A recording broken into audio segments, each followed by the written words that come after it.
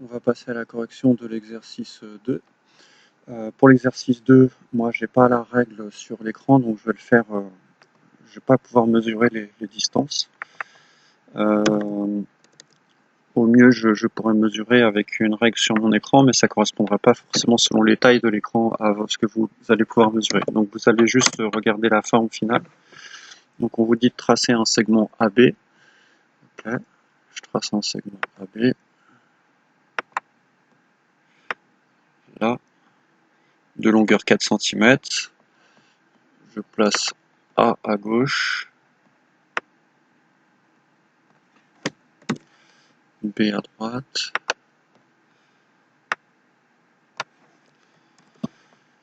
Ici, pour les segments, je suis obligé de mettre des petits tirets au début et à la fin pour indiquer qu'on a affaire à des segments.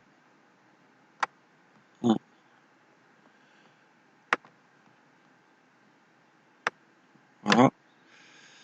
Ensuite, place le point C de la demi-droite BA, tel que BC mesure 7 cm. Donc, le point C, je vais l'obtenir en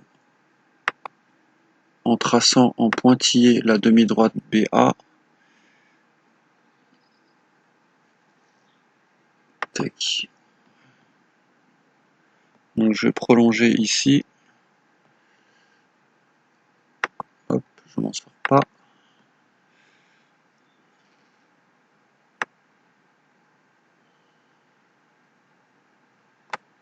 Voilà. Cette partie-là, mettre en tiret. Voilà. Et le point C, il va être à 3 cm de A. Donc il est à peu près là.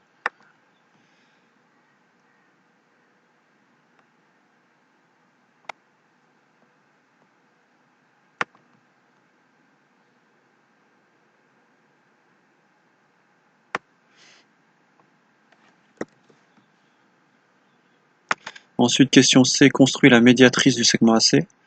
Vous vous souvenez que la médiatrice, enfin je ne sais pas si vous vous souvenez, mais un rappel, la médiatrice passe par le milieu du segment. Donc ici le milieu du segment AC, il va falloir trouver le milieu entre A et C. Sachant qu'entre A et C, le segment mesure 3 cm. Il va falloir mesurer 1 cm et demi, chercher le milieu, donc 1 cm et demi, et tracer la perpendiculaire comme ceci, passant par ce milieu du segment AC. Donc là, vous devez tracer cette droite-là, qui passe bien par le milieu et qui est bien perpendiculaire. Voilà. Cette droite-là s'appelle la droite D1.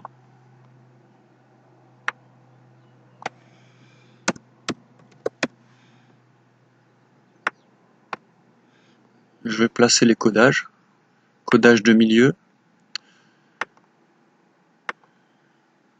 Donc un trait à gauche ici, un trait à droite ici, qui indique qu'on a le milieu, et le codage de l'angle droit, parce que la médiatrice est perpendiculaire. Là. Et là. Voilà.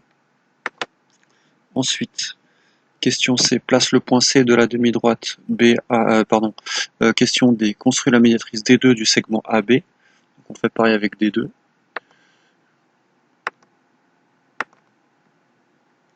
On trace la droite qui est perpendiculaire. On la place au milieu. Voilà. Normalement, il faudrait faire les codages d'angle droit et les codages de milieu. Et on passe directement à la question E. On va un peu plus vite.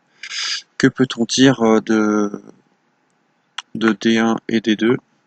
Et ben, on va utiliser la même propriété que l'exercice précédent. On va rédiger de la même façon. Et du coup, on va dire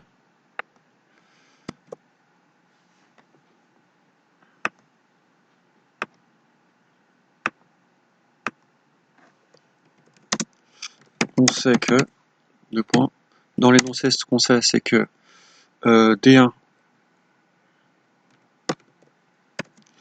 est la médiatrice de AC.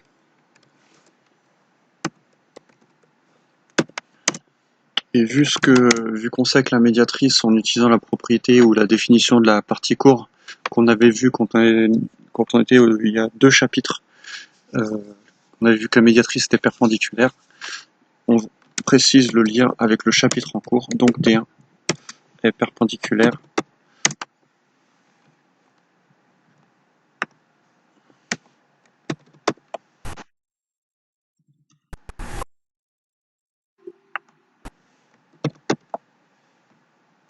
pas pourquoi il veut pas écrire perpendiculaire. Bon, je vais faire un copier-coller de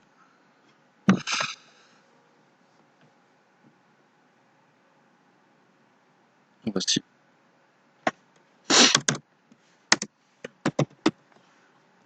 Donc D1 est perpendiculaire à AC. Qu'est-ce qu'on sait d'autre? Deuxième condition, on sait que D2 est la médiatrice de AB. Donc D2 est perpendiculaire à AB.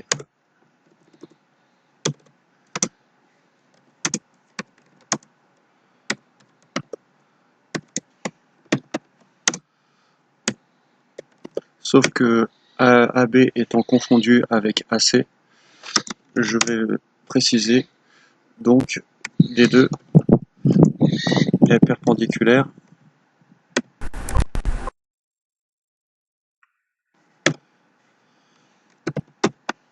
à AC.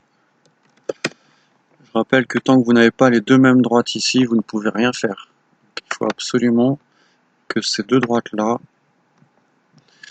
soient les mêmes. Parce que dans la propriété, on parle de deux droites qui sont perpendiculaires à la même droite. Donc il faut bien que vous ayez la même droite au départ. On est obligé de faire des étapes en plus pour parler de la même droite.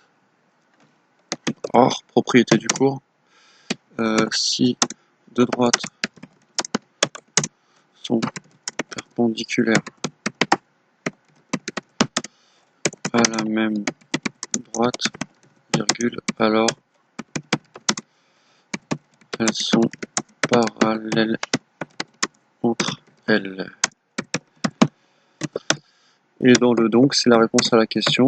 La question c'était que peut-on dire des droites D1 et D2? Bah D1 est parallèle à D2. Encore une fois, ce qui est le plus important ici, c'est pas la construction, c'est ça. Voilà, pour la question E. Je coupe là et on fait l'exercice 3.